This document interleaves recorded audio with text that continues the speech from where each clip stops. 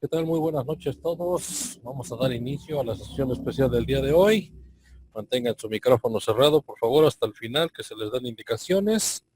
Y vamos a iniciar. El día de antier, hace unos par de días, platicábamos un poquito acerca de temas relacionados a la salud y hubo muchas inquietudes con respecto a algunos asociados sobre un problema crónico degenerativo que está en boga el día a día, es la famosa diabetes. Entonces, les hicimos algunas preguntas previas para saber en qué enfocar el tema, dado que nada más nos vamos a estar 30 minutos, no más de 30 minutos dando información y el resto va a ser retroalimentación y al final voy a hacer dos preguntas. Quien las conteste le voy a proporcionar todo el material acerca de diabetes que tenemos aquí en la empresa. Ok, perfecto. Entonces vamos a dar inicio con este taller. Vamos a iniciar comentando acerca de diabetes. Es uno de los problemas más comunes que vamos a encontrar en nuestra cartera de clientes. Normalmente estamos hablando que el 70% de la gente que está dentro de nuestro círculo de consumidores tiene problemas con la diabetes. Ok, ya está cerrado los micrófonos. Les decía, 70% de los consumidores que llegan a nuestros clubes de nutrición o con los que hacemos contacto eh, son diabéticos o tienen algún malestar asociado a la diabetes. Algo que debe de estar presente, que debe de tomarse muy en cuenta. Obviamente son las siguientes recomendaciones. Número uno, eh, encárgate de la diabetes, encargarte, perdón, de la diabetes y establecer un saludable estilo de vida requiere esfuerzo y obviamente conocimiento. Así es que si tú padeces este problema, hablando estrictamente de que fueses diabético, tú eres el único que puede tomar decisiones diarias acerca de hacer o no un determinado plan de tratamiento. A final de cuentas, tú eres el único que va a vivir con las consecuencias de estas decisiones. ¿Sí? Entonces, esta presentación se las damos a gente que ya tiene el problema, que está iniciando, o la gente que en algún momento dado es la encargada de estar viendo que las personas que tienen esta situación lleven a cabo las indicaciones. Ok, entonces por principio de cuentas, déjame definirte, ¿sí? Déjame darte indicaciones de qué viene siendo la diabetes, cómo se define la diabetes. Bueno, primero que nada, necesitas entender que es una enfermedad, sobre todo nosotros le denominamos metabólica crónica, ¿sí? Es una enfermedad metabólica crónica, la cual es tratable, pero no es curable. ¿Sí? ¿Por qué? Por ahí en algún momento determinado hay personas que piensan que se, que se cura, e incluso les he comentado testimoniales de gente que dijo que empezó a tomar el producto y que ya no es diabética. La realidad es que esta es una enfermedad que es tratable, pero no es curable. Ok, quien no escucha, resetee su sesión, por favor. En este caso, ¿quién es? Aquela, resetea tu sesión, por favor. ¿Sí? Entonces, te decía yo que es una enfermedad que se trata, mas no tiene cura. Y una de las características que tiene esta enfermedad, ¿sí? Está caracterizada principalmente por que se presenta una hiperglucemia sostenida, con disturbios tanto en el metabolismo de los carbohidratos, las grasas, las proteínas, y que resulta de defectos de la secreción y o en la acción de la insulina, de la hormona insulina. Y esto nos lleva a que haya apariciones y de complicaciones que van de moderadas, severas hasta crónicas. ¿Sí? Entonces, te repito, es una enfermedad, ¿sí? Que se trata, pero no se cura. Te lo dejo, te lo recalco, te lo remarco, porque como asociado necesitas ser bien responsable, ¿sí? Y si una persona te comenta que es diabética, no le digas, no le comentes que se va a curar, porque la realidad es que no se cura. Se puede tratar, se minimizan los efectos, pero solamente se controla. Ok, entonces, te hago un paréntesis bien rápido. Normalmente la gente cuando escucha hablar de diabetes lo relaciona con el azúcar, ¿sí? Y por ahí nosotros como asociados sabemos que la célula necesita de glucosa o de azúcar como combustible, como gasolina, para que funcione nuestro organismo, ¿sí? Aquí la paradoja es que los niveles altos de azúcar en la sangre, ¿sí? Cuando hay un consumo excesivo, ¿sí? De alimentos que son altamente elevados en índice glicémico, hablamos que causan diversos síntomas como los siguientes. Empieza a haber problemas de visión, de visibilidad, visión borrosa, se presenta sed excesiva, empieza a haber fatiga de moderada a crónica, empieza a haber episodios de micciones frecuentes, se están orinando constante y frecuentemente, a veces sin control, se presentan hambrunas, la mayor parte del tiempo se presentan situaciones en donde hay un hambre descontrolada y en el mayor de los casos, estamos hablando que promedio en un 80%, hablamos de que hay micro, por favor.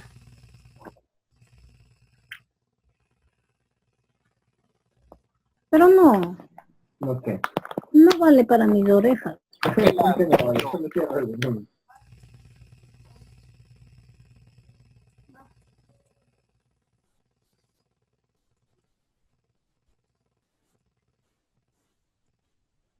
Ok, entonces te estaba comentando antes de ser bruscamente interrumpido, ¿sí? Que cuando hay niveles de azúcar que están muy por encima de lo que se considera normal, circulando por el torrente sanguíneo, se presentan distintos síntomas, te decía yo, visión borrosa, sed excesiva, fatiga, micciones frecuentes, hambre, pérdida de peso. Ahora, la diabetes se clasifica, hay clasificaciones en la diabetes, no nada más existe un solo tipo, existen diferentes tipos. Se denomina o se clasifica como diabetes de tipo 1, de tipo 2, diabetes gestacional, y hay otros tipos específicos de diabetes. Nos vamos a centrar en las tres primeras, que son, digamos, las más comunes, lo que más vamos a ver con recurrencia, con frecuencia.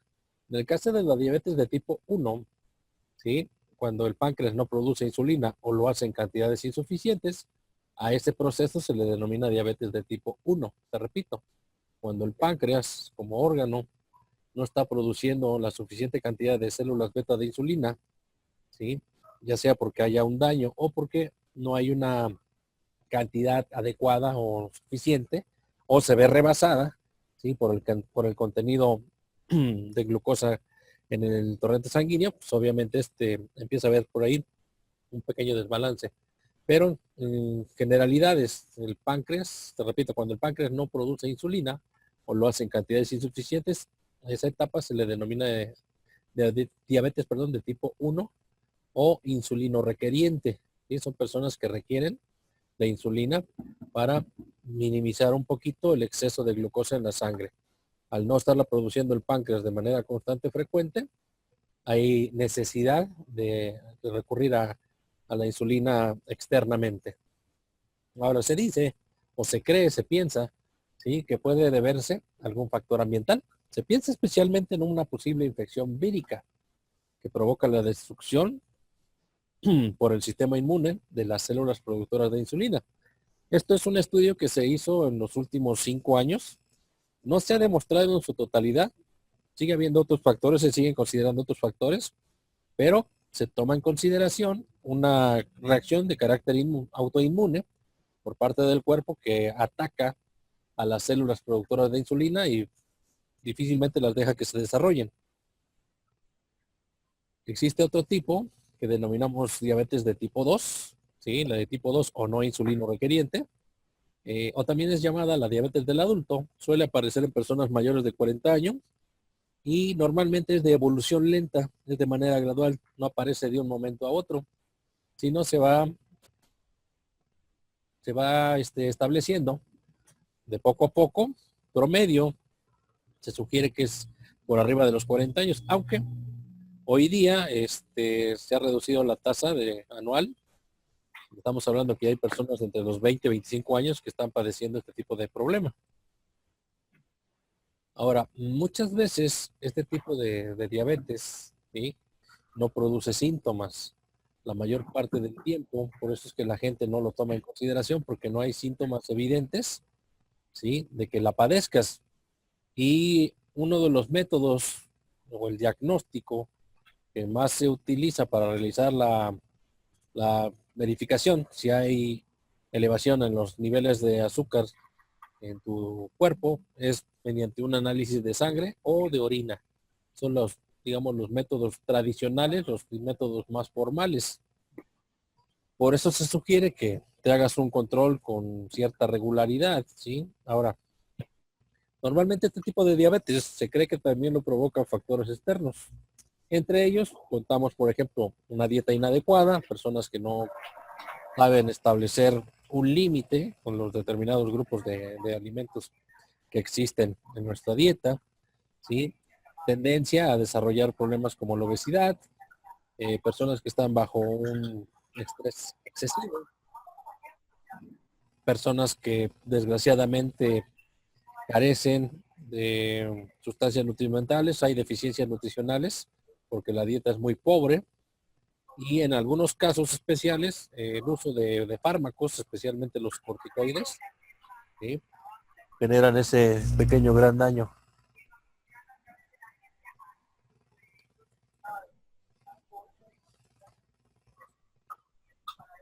Su micro, por favor.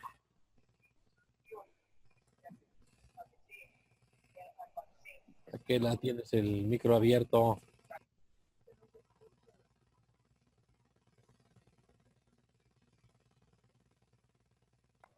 Ok.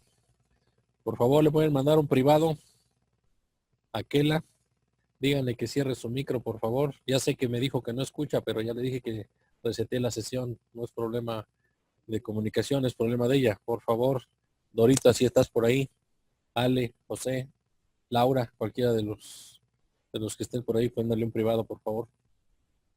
Ok. Te decía yo que normalmente se piensa, se cree, y que hay factores externos, entre ellos te decía yo la dieta inadecuada, la obesidad, el estrés excesivo, deficiencias de carácter nutricional, fármacos como los perdón, corticosteroides, ¿sí?, que hoy día se abusan de ellos, personas que los están tomando constante y frecuentemente para dolores musculares, para dolores articulares, entre otras cosas. Ok. Ahora, en una de las preguntas, de las tantas preguntas, preguntaban cómo se diagnostica, perdón, ¿sí?, cuáles son los valores de referencia, etcétera. Entonces, el primer diagnóstico se hace mediante una prueba de glicemia que se hace en ayunas, ¿sí? Si los valores son igual o mayor a 126 miligramos sobre decilitro, ¿sí?, entonces está empezando a haber algún problema. Ojo, cuando hablamos de ayunas, lo definimos como un periodo sin ningún tipo de ingesta calórica de por lo menos 8 horas. ¿Sí? Entonces te repito, si después de venir de un ayuno de por lo menos 8 horas, a la hora que te hagan el examen, sale por arriba de 126, entonces hay un alto índice de que puedas estar desarrollando diabetes, ¿sí? Otra de las maneras es cuando están presentes los síntomas que mencionábamos anteriormente, con lo que denominamos una glucemia casual, ¿sí?, que es un incremento de la cantidad de azúcar que está circulando por la grasa. Si en ese momento tú sientes los síntomas, por la sangre, perdón, si tú sientes los síntomas, cualquiera de los síntomas que mencionábamos anteriormente, y te hicieras un examen de glucosa y tu glucosa en ese momento, ¿sí?, estaría entre más o menos el rango de 200 o un poco más arriba de 200, hay que tomarlo como antecedente. Oye, pero es que en el día ya comí, etcétera, etcétera. Sí, yo lo sé. Entonces, hasta que no haya un diagnóstico más eficiente o que se haga una prueba de tolerancia oral a la glucosa, que es la prueba más específica, vamos a decirlo así, en donde es una prueba de laboratorio que se lleva promedio un par de horas, y que si en ese promedio de 2 horas se están manteniendo por arriba de 200 miligramos por decilitro de glucosa en la sangre, entonces prácticamente estás diagnosticado como diabético. Oye, me hicieron la prueba de tolerancia oral a la glucosa y en esas 2 horas de 200 bajó a 140, 150, pues te decía yo que lo ideal es que esté por debajo de 126. Aunque digamos que estandarizado, hablan que esté entre 90 a 110 como máximo, pero va a depender de muchos factores. Pero se considera por arriba de 126, ya es una etapa de prediabetes. Ahora, ¿a quiénes se les debe estar practicando este tipo de pruebas? Como principio de cuenta, a las personas mayores de 45 años se sugiere que cada 3 años se estén haciendo una glucometría, se estén checando todo lo que son parámetros, no nada más del azúcar, sino también colesterol, triglicéridos, ácidos úricos, etcétera, etcétera. En el caso de las personas que tengan factores de riesgo, ¿sí? Se sugiere que lo hagan una vez al año. Estos factores de riesgo son un índice de masa corporal arriba de 27, que presentes antecedentes familiares diabéticos en el primer grado, padre, madre, hermanos, ¿sí? Que haya antecedentes de diabetes, de diabetes mellitus, perdón, gestacional o hijos macrosómicos, ¿sí? Y que tu índice de triglicéridos esté por arriba de 150. Entonces, si caes en cualquiera de estos rubros, pues se sugiere que por lo menos una vez al año te estés haciendo un muestreo, ¿sí? Una glucometría para ir viendo y checando tus índices.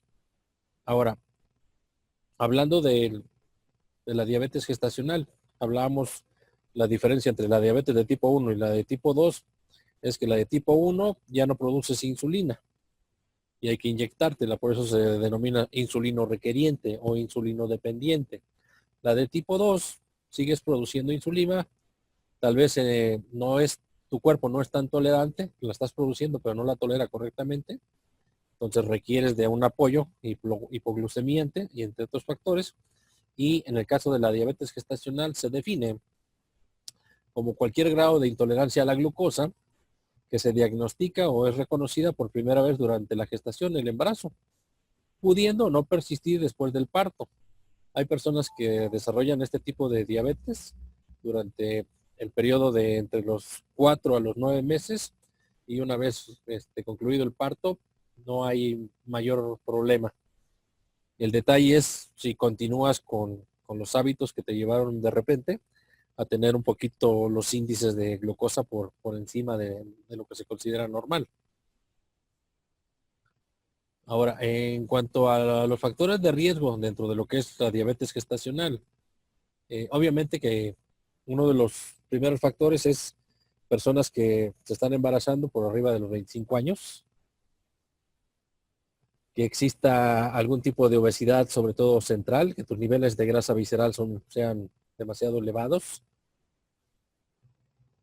que haya un historial familiar, antecedentes familiares directos de diabetes mellitus, que exista un historial obstétrico en donde en embarazos previos tuviste antecedentes como la hipertensión durante el embarazo, algún tipo de aborto, ¿sí?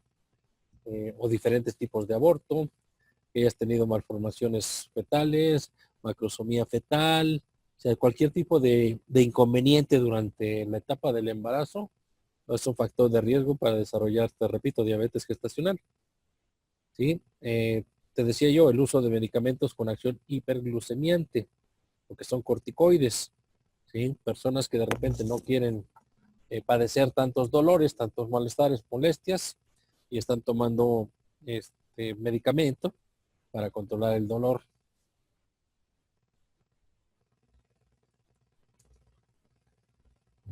Déjate, comento las principales complicaciones crónicas cuando no hay un buen manejo o cuando está en una etapa un poco avanzada. La más peligrosa son las vasculopatías, ¿sí? Que son enfermedades vasculares, lo que son las arterias coronarias. Se presenta también enfermedades cerebrovasculares, enfermedades vascular periférica. Les llamamos enfermedad macrovascular. Afecta a todo lo que son arterias coronarias, la circulación cerebral, las arterias periféricas de las extremidades inferiores, las piernas, sobre todo. ¿Sí? Has notado que hay gente que de repente tiene úlceras varicosas, tiene problemas con la circulación, se lesionan, no hay cicatrización correcta y adecuadamente, y de repente hay perforaciones, hay lesiones, en algún momento dado el tejido se gangrena, se muere literalmente, y hay que empezar a cortar, ¿sí? Desde un trozo pequeño hasta de repente hacer amputaciones. En el caso de la microangiopatía, afecta principalmente a los riñones, los ojos y a los nervios.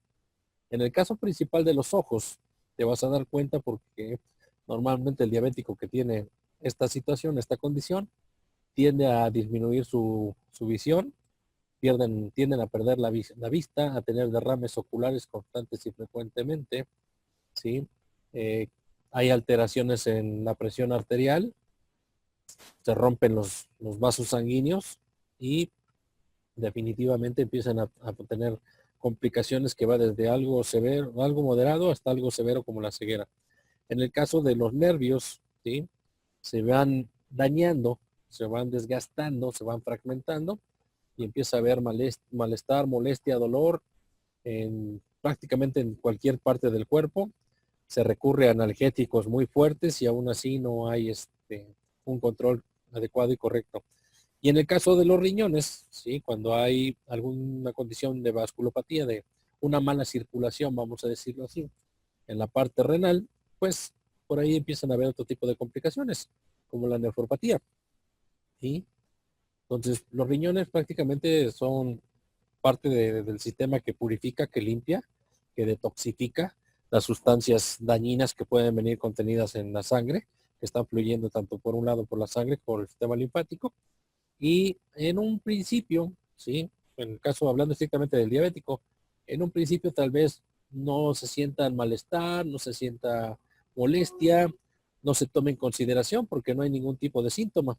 Pero cuando la nefropatía empieza a avanzar, empieza prácticamente a generar una complicación más severa, entonces cuando ya estamos en las últimas etapas, que es cuando ya difícilmente, ¿sí? Puede haber un arreglo, es cuando se presentan signos y síntomas como la presión arterial que empeora, empiezas a tirar proteínas por la orina, se te hinchan los pies, los tobillos, las manos, los ojos en general, hay mayor necesidad de orinar, se retiene líquido obviamente.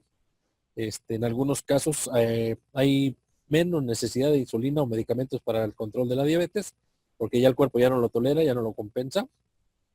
Empieza a haber daño, te decía yo, vascular cerebral, empieza a haber confusión o dificultad para concentrarte. En algunos casos hay pérdida de apetito, náuseas, vómitos, picazón, comezón constante y frecuente, persistente. Se empieza a dañar la piel y sobre todo hay fatiga crónica constante y frecuentemente. Entonces, te estoy hablando que estas son las condiciones más comunes, ¿sí? Los síntomas y los signos más comunes cuando ya se está en las últimas etapas, cuando ya el daño prácticamente es irreversible. Entonces, tú conoces gente que te dice, soy diabético y presento alguno de estos problemas. Déjame decirte que no hubo una atención adecuada, correcta, en un principio y por eso están llegando a este punto. Entonces, si la gente ya llegó a este punto, difícilmente con un cambio de hábitos y con suplementación los podemos ayudar 100%. Tiene que estar viéndolos un nefrólogo, que es el especialista, y él determinará en un momento dado el mejor tratamiento. ¿Sí? Entonces, dentro del manejo adecuado que se sugiere para la persona diabética, lo primero que hacemos, ¿sí? Es que entienda cuáles son los objetivos del tratamiento que vamos a indicar. El primer punto es lograr bienestar, aliviar, prevenir los síntomas de la hiperglucemia o la hipoglucemia, ¿sí? Estar ayudando a que ni se suba demasiado el azúcar ni que se le baje demasiado, porque demasiado es problemático, poco también genera algunas consecuencias. El segundo punto, tratamos de ayudar a evitar las complicaciones a largo plazo. ¿Sí? Tratamos de hacer un óptimo control metabólico, reducir todo lo que son factores de riesgo para que no haya ningún inconveniente. ¿Sí? Y finalmente, el tercer punto, hacemos una detección, del desarrollo precoz de cualquier tipo de complicación crónica que se llegue a presentar. Esos son los objetivos que se le plantean como tratamiento en primera instancia a un diabético. Ahora, ya hablando del tratamiento como tal, La primera opción es el tratamiento farmacológico, ¿sí? Lo que tiene que indicar el médico. Una de las preguntas decía, si a la persona en un momento dado le sugiero nuestro suplemento, ¿hay que retirar el medicamento? No, ese es el peor error que puedes cometer. Nosotros no somos quien para retirar porque no sabemos los antecedentes clínicos, no sabemos el control, inclusive no podemos determinar el daño que se puede llegar a ocasionar. Aunque hay personas que dicen, yo me empecé a tomar el suplemento y ya no me tomo mi medicación para controlar el azúcar, ¿sí? Pero ojo, no significa que sea bueno totalmente. Acuérdate que va de la mano la suplementación con un plan de alimentación. Te decía, dentro de lo que es la parte farmacológica, se dan agentes hipoglucemiantes orales, se da insulina para inyectarse o se da terapia combinada. Las dos cosas, dependiendo del caso. Hablando estrictamente de lo que es la parte farmacológica, esa es la única alternativa que existe. Por el momento no existe alternativas distintas dentro de lo que es la rama médica. ¿Sí? Se va por lo más tradicional, que es darte la pastilla para controlarte los índices de glucosa o apremiar a que el páncreas esté liberando células beta de insulina para controlar un poquito el excedente de glucosa en el torrente sanguíneo. Y en caso de que no estés produciendo insulina suficiente, te la inyectamos o una combinación de ambas. Hablando estrictamente de los tratamientos no farmacológicos, que de alguna manera es lo que se maneja por parte de lo que es la medicina natural, ¿sí? Se sugiere, primero que nada, un plan de alimentación acorde a las necesidades de cada individuo. No hay un plan, ¿sí? No hay una dieta exclusivamente hecha para el diabético. Cada diabético tiene características totalmente distintas, ¿sí? Me preguntaban, ¿cuál es la dieta ideal para el diabético? La dieta ideal para el diabético no existe, ¿sí? Tienes que valorar a detalle cada uno de las necesidades. Tienes que valorar también el estilo de vida, hábitos, usos, costumbres, etcétera, etcétera. Dentro del tratamiento no farmacológico, normalmente el diabético, uno de los antecedentes hablábamos de la obesidad, entonces hay que manejar este control de peso. Hay que sugerir actividad física. También va a depender mucho del tipo de persona. Y yo les he comentado que yo tengo gente que son diabéticos de muchos años y corren maratón. Entonces llevan una preparación muy buena, pero también llevan un tipo de alimentación totalmente distinta a la que pudiese llevar un diabético que es sedentario. Y finalmente, es correcto que utilicemos suplementación. Pero ojo, el hecho de que demos suplementación no exime de que tengamos que manejar un plan de alimentación. Oye, Iván, pero es que pues, el diabético no quiere hacer dieta. Él quiere que le demos una pastilla, que le demos un jarabe, que le demos un licuado y que siga comiendo lo que a él le gusta, pero que por medio del suplemento le controlemos la glucosa y el azúcar. Se puede, hasta cierto punto se puede, pero la realidad es que nada más estás tapando un agujero, ¿sí? Y estás destapando dos más. Ok, entonces, en la diabetes no existen alimentos prohibidos ni permitidos. Ese es un mito. ¿Sí? Al diabético no le puedes restringir comida, así de sencillo. Los diabéticos pueden comer prácticamente de todo, ¿sí? Tiene que ver mucho el plan de alimentación que vamos a realizar, tomando en cuenta frecuencia de los alimentos, la distribución de los macronutrientes, necesidades, estimaciones, etcétera, etcétera. Te repito, no existen alimentos prohibidos ni permitidos, ¿eh? Tiene que haber un control, un equilibrio. Si nos ponemos un poquito estrictos, quiero que te acuerdes que hablábamos que la célula necesita glucosa, azúcar, como gasolina. Y prácticamente el diabético necesita azúcar, ¿sí? Para seguir funcionando. El problema es cuando tú no haces una selección correcta, adecuada, de los alimentos que puedan tener un índice glicémico elevado. Acuérdate que el índice glicémico nos indica qué tan rápidamente las diversas formas de carbohidratos se convierten en azúcar, ¿sí? Y son absorbidas por la corriente sanguínea. ¿Quién está rayando, por favor? ¿Sí? Ok, entonces, existe una tabla de índice glicémico en donde se sugiere, lo que está por menos de 55, no hay restricción de insulina. ¿Sí? Entre 55 y 69 hay una mediana reacción de la insulina, y cuando el índice está por arriba de 70, la reacción de la insulina es más inmediata, es como si te inyectaras directamente azúcar en el torrente sanguíneo. Por eso necesitas distribuir tu alimentación, la dieta del diabético, en base al índice glicémico de los alimentos. Y también tienes que tomar en cuenta el pH de los alimentos, ¿sí? Porque si mantenemos un pH neutro, no hay ningún tipo de problema. Pero si hay un pH demasiado ácido, pues obviamente podemos llegar a tener desde problemas como la anemia, problemas como un desarrollo de leucemia, problemas cardiovasculares más severos. Y por el contrario, en un momento dado, ¿sí? Si hay baja acidez, también es un poquito perjudicial, hablando estrictamente del diabético, ¿sí? Entonces, hay 3 razones para consumir alimentos con bajo índice glucémico. Y la primera de ellas es porque previenen la aparición de la diabetes, cardiopatías coronarias, contribuyen a mejorar, por un lado, quienes hacen actividad física, y ayudan a quienes deben de tener un control de su peso correcto y adecuadamente, ¿sale? Entonces, te voy a dejar que me preguntes, quedan los últimos 5 minutos. Acuérdate, puedes seguirnos en nuestras redes sociales.